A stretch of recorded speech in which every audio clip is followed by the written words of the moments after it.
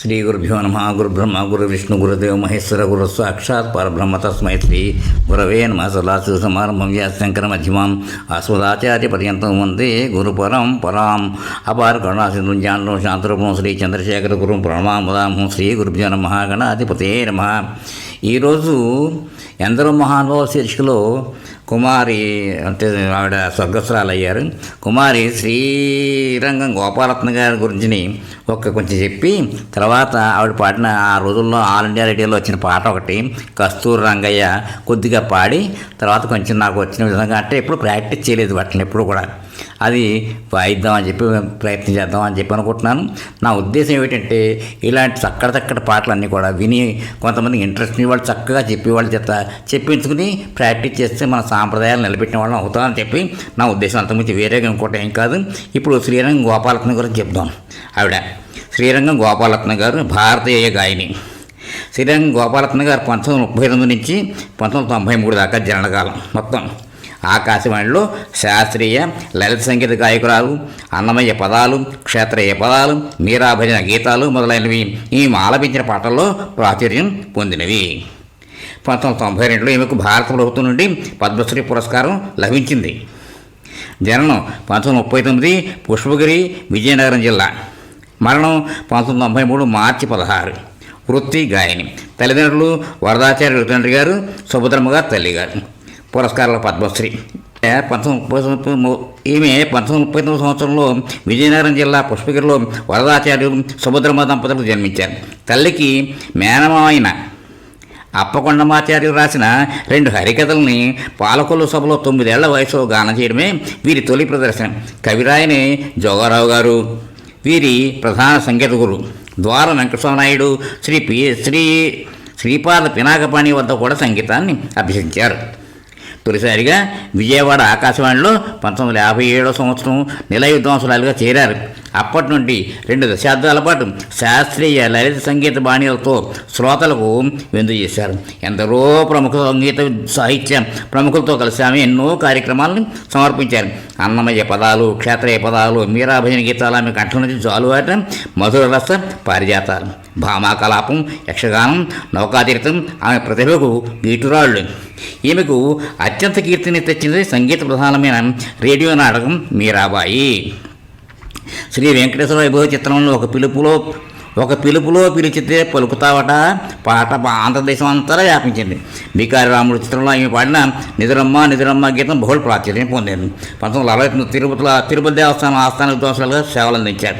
1977లో హైదరాబాద్ తెలుగు విశ్వవిద్యాలయం ఆవిర్భావంతో లలిత కళాపీఠానికి ప్రత్యేక అధికారిగా నియమితురాలి. ఈమెను గానకోకిలిగా, సంగీత కళానిధిగా, సంగీత రత్నగా అభిషేకించాయి. 1992 భారత ప్రభుత్వం ఈమెను పద్మశ్రీ గౌరవంతో సత్కరించింది.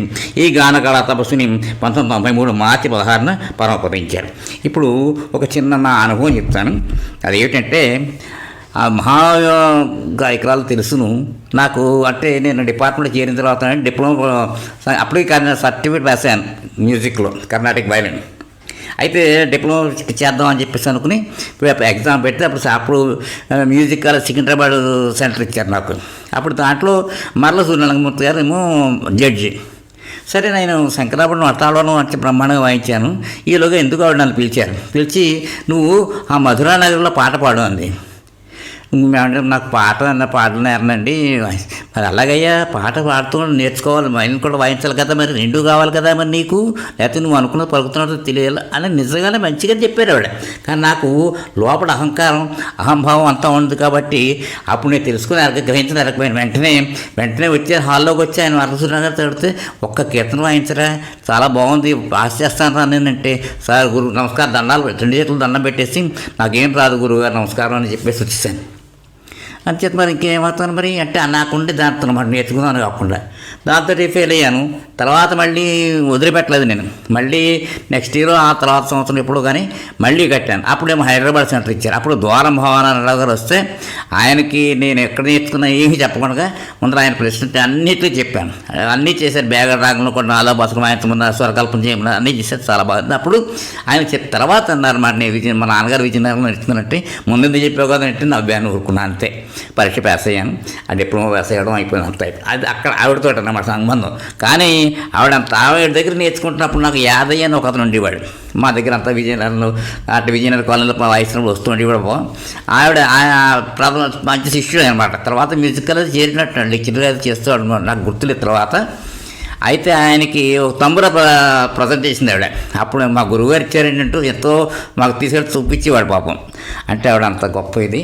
ఆవిడ పాడిన పాట నిజంగా అంటే నేను తర్వాత విన్నాను, ఎప్పుడో విన్నాను 1977 నుంచి 82 దాకా, లేకపోతే కాదు 72 నుంచి 1969 నుంచి 73, 74 అప్పటిదాకా నేను వింటూ ఉండేవాడిని.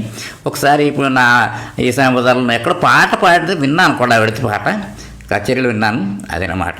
ఇప్పుడు ఆవిడ పాడిన ఒక పాట ఉందన్నమాట, అదేంటంటే కస్తూరి రంగయ్య కరుణించవయ్య.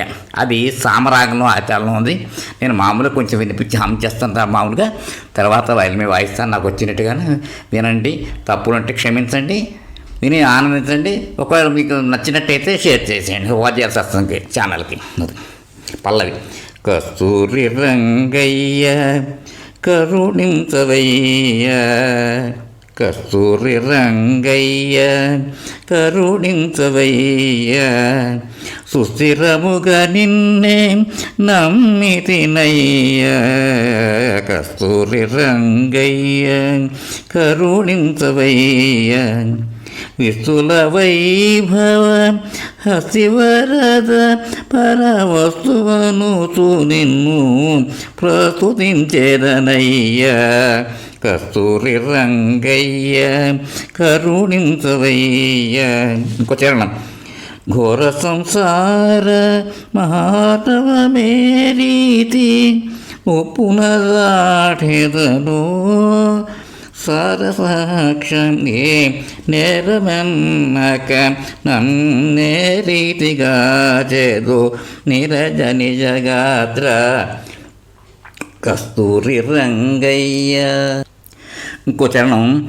తీరైన కావేరి తీరమునను ప్రణవోంకార సౌరమునందున కురిమి నెలకొన్న వారి జనాభ నీ వాడను వేడను వేడుక తోడను, కస్తూరి రంగయ్య కరుణించవయ్య, సుస్థిరముగా నిన్నే నమ్మితినయ్య, కస్తూరి రంగయ్య.